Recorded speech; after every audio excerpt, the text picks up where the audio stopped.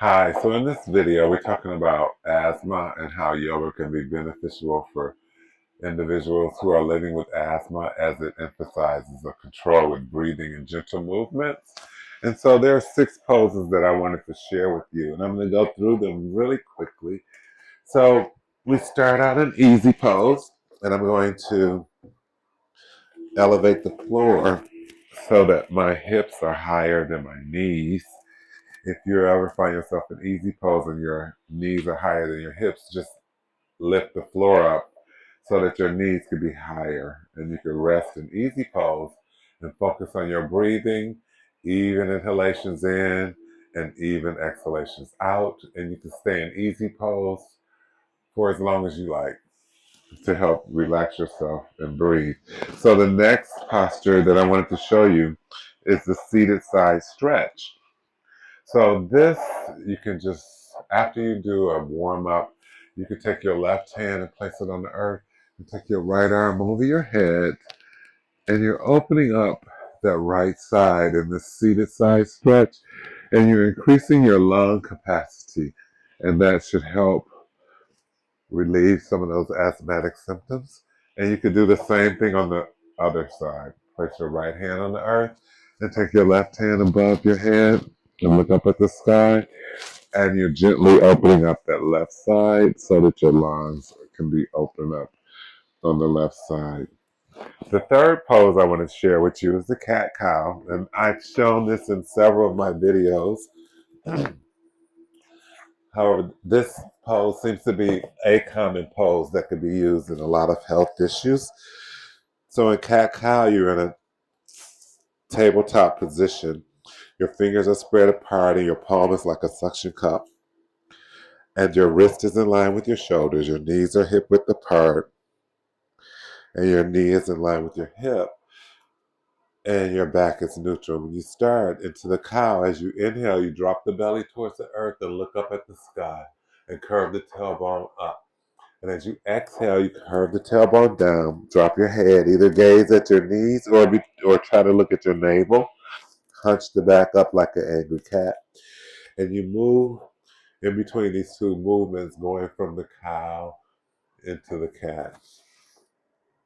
You can go as slow or as fast as you like, and this also helps control your breath with movement. So the fourth pose I want to show you is the supported bridge. And this also could be used to help open up your chest and help you relax so that your breathing can be less unobstructed. So a supported bridge, you want to put something underneath your sacrum so that it's up in the air.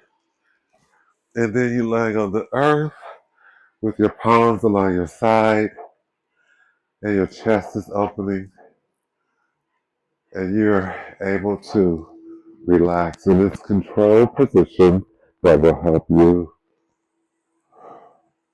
open your chest and help breathing flow easily. The next posture is the mountain pose. So because we're going from the floor to standing, I usually go into a vinyasa. So we start in tabletop, curl our toes and push our hips up towards the sky. And you're now in downward facing dog.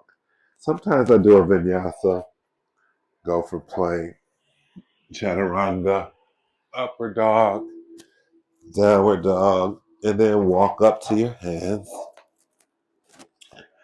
and roll one vertebrae up at a time. And then you're coming and you're standing in mountain pose. In mountain pose, you want to bring your feet together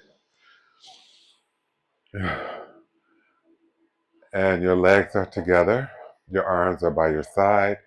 Your neck is neutral. Your chin is flat. Your gaze is right in front of you or half shut eyes.